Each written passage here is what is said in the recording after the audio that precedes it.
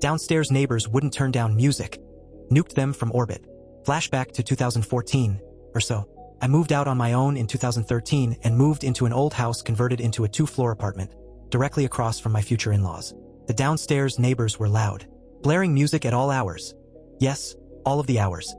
Wouldn't cut the grass or take out the trash on our shared schedule. Crappy neighbors, but never bothered me directly.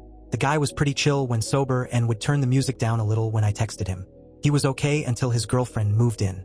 Now add shouting matches to the mix, and all of a sudden my request to turn down the music makes him turn it up.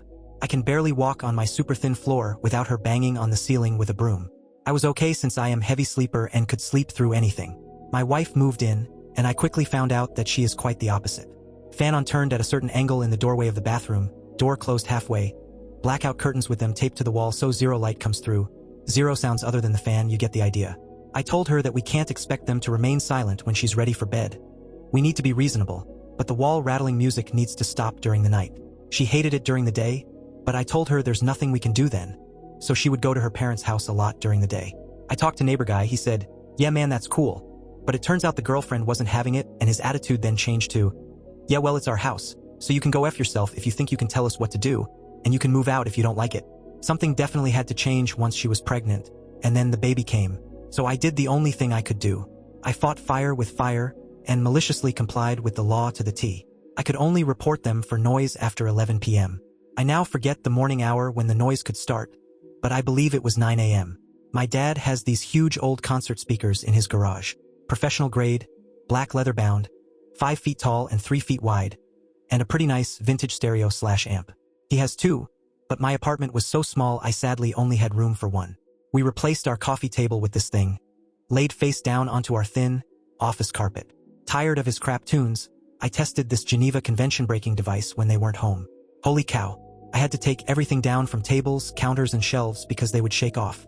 I prepared audio files to feed the stereo. I was giddy like a kid with a new Christmas toy. I turned it on when I left for work and got my wife up to send her to her parents. I came home from work and hung out at her parents until it was close to bedtime.